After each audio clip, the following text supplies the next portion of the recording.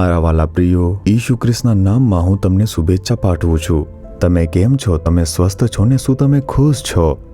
ઈસુ ખ્રિસ્ત તમને પ્રેમ કરે છે અને કાળજી રાખે છે, તો તમે કેમ ઉદાસ થાવ છો? શું તે તમારા માટે ત્યાં નથી?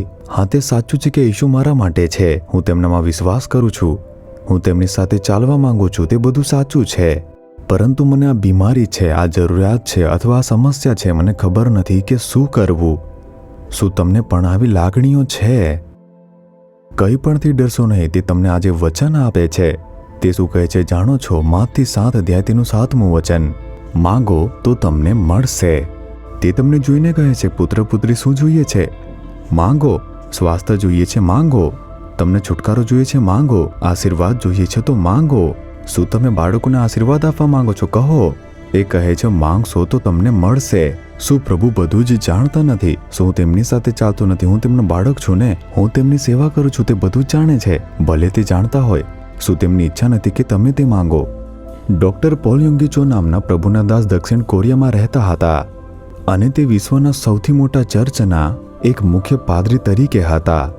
મેં તેમની સાથે મુલાકાત કરી અને વાત કરી જ્યારે હું દક્ષિણ કોરિયામાં ગયો હતો ને. એકવાર તેમણે મને અનુભવ વિશે જણાવ્યું. તેમનો એક અનુભવ, તે કોઈ આરામ કર્યા વિના પ્રભુની સેવા કરી રહ્યા હતા અને એક દિવસ તે બીમાર પડી ગયા અને નબળા પડી ગયા. તેમના બાળકો કે જેઓ યુવાન હતા કે અમારા પિતા તો વૃદ્ધ થઈ ગયા છે, તે હજુ પણ નિરંતર પ્રભુની સેવા કરે છે. તે બીમાર પડી ગયા અને તેઓ હોસ્પિટલ લઈ ગયા. તેઓ તેને દક્ષિણ કોરિયાથી જાપાન લઈ ગયા એમ કહીને કે તે કામ કરશે નહીં. તેઓ નિષ્ણાત સાથે મુલાકાત લીધી અને ત્યાં ગયા હતા. તેઓએ ઘણા સ્કેન લીધા અને કહ્યું કે તેમનું તાત્કાલિક ઓપરેશન કરવું જ પડશે. તેમના શરીરના ઘણા બધા અંગો આંતરિક રીતે પ્રભાવિત થયા હતા અને જો આપણે તેમાં વિલંબ કરીએ તો તેમના સ્વાસ્થ્ય માટે તે જોખમી રહેશે. તેઓએ આવી રીતે કહ્યું અને તરત જ અમે તારીખ નક્કી કરી. ઓપરેશન કરવા માટે જે પણ તારીખ હતી તે અમે નક્કી કરી નાખી. જ્યારે તેઓએ પોલ યોંગી ચોને કહ્યું, તેને કહ્યું, ના ના, મને 1 અઠવાડિયાનો સમય આપો.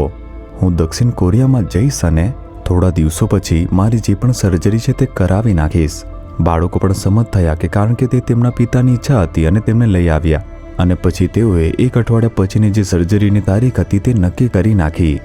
તે આવ્યા પછી સીધા પ્રાર્થના પર્વત પર ગયા. પ્રાર્થના પર્વતમાં તેમના માટે પ્રાર્થના કરવી સમર્પિત ઓરડો છે. એક પ્રેયર ગ્રુટો એમ કહેવાય છે. તે નાનો રૂમ છે. મેં તેને જોયો છે. ત્યાં એક ખુરશી રહે છે. ત્યાં જ બેસીને તે પ્રાર્થના કરે છે અને ઘૂંટણીએ પડીને પણ પ્રાર્થના કરશે. તે સીધા પ્રાર્થના ખંડમાં ગયા.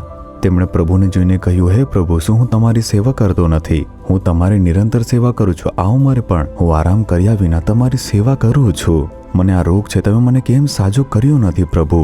જ્યારે તેમણે એમ પૂછ્યું, પ્રભુએ તેમને જવાબ આપ્યો કે તુંએ મારી પાસે કોઈ દિવસ માંગ્યું છે?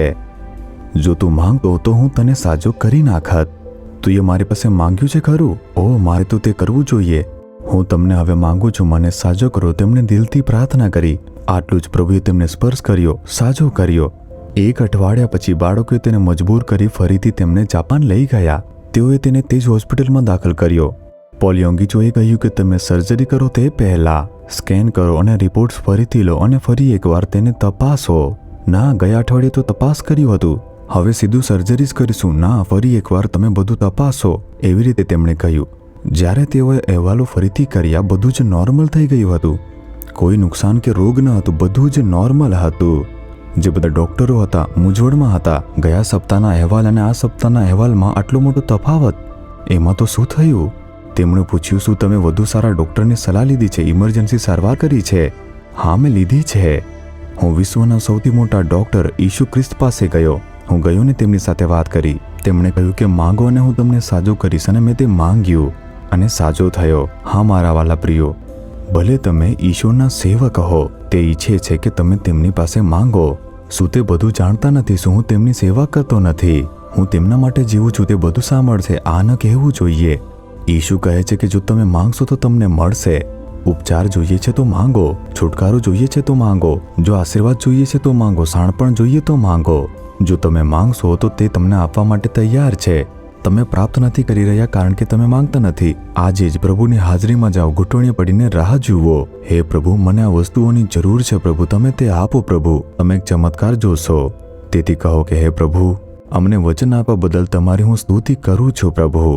હું તમારી પાસે માંગુ છું કે મને આશીર્વાદ જોઈએ છે, મને આ ઉપચાર જોઈએ છે, છુટકારો જોઈએ છે, ચમત્કાર મારા પરિવારમાં થવો જોઈએ, મારી જરૂરિયાતો પૂરી થવી જોઈએ. ઈશુના નામે મારે આ બાબતમાં ચમત્કાર જોઈએ છે પ્રભુ. હું ઈશુના નામમાં તે માંગુ છું અને હું તેને પ્રાપ્ત કરું છું. ઈશુના નામમાં આમેન, આમેન.